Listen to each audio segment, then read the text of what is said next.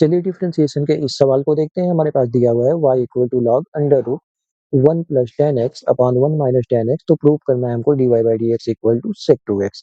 अब इस क्वेश्चन को करने के बहुत सारे तरीके हैं, लेकिन हम यहाँ पे क्या करेंगे, लॉग प्रॉपर्टी का यूज करेंगे। जैसे हमारे पास यदि किसी भी लॉग में m अपॉन n दिया रहता है तो उसको मैं लिख सकता हूँ log m minus log n। तो इस वाली प्रॉपर्टी का यूज करेंगे तो हमारा क्वेश्चन सबसे आसानी से सॉल्व होगा यहाँ पे। तो चलिए इसको मैं लिख लेता हूँ y इक्वल टू लॉग, ये जो एक ही रूट में दिया हुआ है इसको मैं कर लेता हूँ अलग अलग, 1 plus 10x upon under root 1 minus 10x।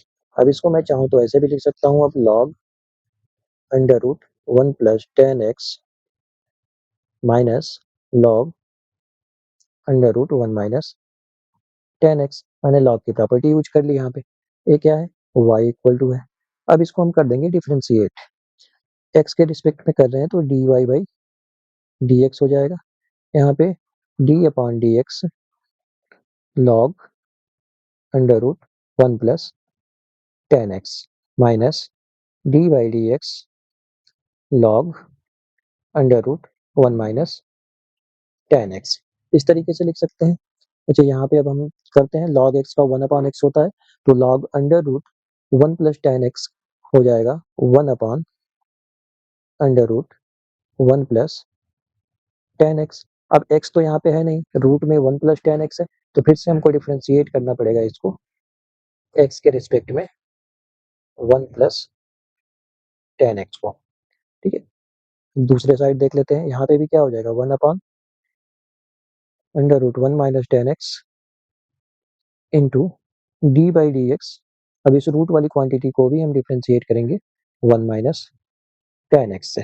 ठीक है, यहाँ पे चेन रूल लग रहा है तो लिखो यहाँ पे ए तो हो गया पहली वाली क्वांटिटी 1 प्लस 10x को एज इट इज लिख देंगे। अच्छा, रूट एक्स का डिफ्रेंशिएशन 1 अपॉन 2 रूट एक्स होता है, तो इसका डिफ्रेंशिएशन हो जाएगा हमारा 1 अपॉन 2 1 प्लस 10x। अब यहाँ पे फिर रूट के अंदर जो क्वांटिटी है ना उसको फिर से डिफ्रेंशिएट करना पड़ेगा, तो डी बाई डी एक्स आ जाएगा 1 प्लस 10x।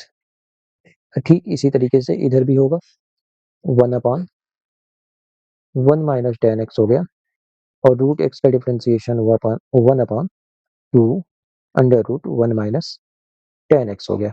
अच्छा, इसका डिफ्रेंशिएशन फिर से होगा तो यहाँ पे लिखो d अपॉन डी एक्स, क्या आ गया, 1 माइनस 10x। देखते हैं आगे अब क्या हो सकता है। अच्छा, इन दोनों का तो हम मल्टीप्लाई करके लिख देते हैं तो ये आ जाएगा 1 अपॉन 2 ब्रैकेट में। अच्छा, रूट और रूट के अंदर वाली क्वांटिटी मल्टीप्लाई होगी तो रूट हमारा खत्म हो जाएगा, तो इसको हम इस तरीके से लिख सकते हैं। और D upon d x 1 plus 10x का यदि डिफ्रेंशिएशन करें तो 1 का तो 0 होगा, 10x का हमारा होता है सेक स्क्वायर एक्स, तो इसको मैंने लिख दिया सेक स्क्वायर एक्स। अच्छा, इधर आते हैं, यहाँ भी सेम काम करेंगे। पहले इसको मल्टीप्लाई कर लेते हैं तो 1 अपॉन 2 1 माइनस 10x हो जाएगा और 1 माइनस 10x का डिफ्रेंशिएशन करेंगे तो 1 का तो 0 हो गया, माइनस 10x का माइनस सेक स्क्वायर एक्स हो गया, तो इसको मैं लिख देता हूँ minus sec square x. Finally एक ऐसा बन गया हमारा, देख लीजिए, सेक स्क्वायर एक्स अपॉन में 2 1 प्लस 10x और वहाँ पे माइनस माइनस मिलके प्लस हो गया, तो ये प्लस हम लिख देंगे sec square x upon 2 1 minus 10x। कुछ इस तरीके से हमारा फंक्शन डिफ्रेंशिएट होके बना है। अच्छा, यहाँ से हम क्या करते हैं, सेक स्क्वायर एक्स अपॉन 2 को कॉमन ले लेते हैं। सेक स्क्वायर एक्स अपॉन 2 को कॉमन ले लिया तो हमारे पास क्या बच गया, यहाँ पे देखिए 1 upon 1 plus 10x plus 1 upon 1 minus 10x। Bracket के अंदर सॉल्व करते हैं, सेक स्क्वायर एक्स अपॉन 2 तो रहेगा ही।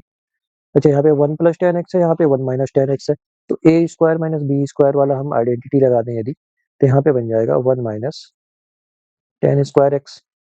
अच्छा, यहाँ पे क्या हो जाएगा, ऊपर न्यूमरेटर में 1 minus 10x plus 1 plus 10x।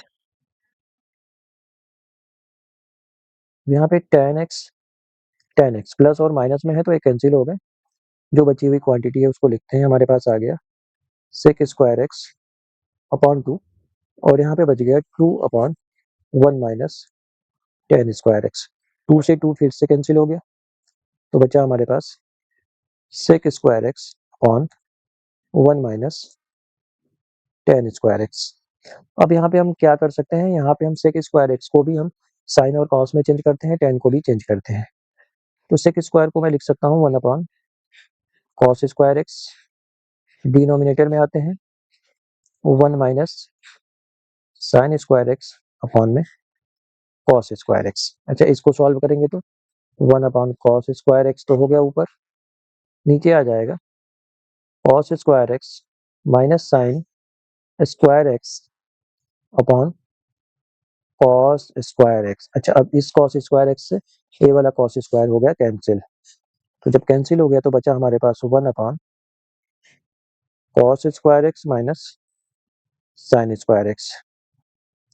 अच्छा, cos square X minus sine square X होता है कॉस 2x, तो यानी हमारे पास फाइनली ये बन के क्या आ गया सेक 2x। तो यहाँ पे आप देखो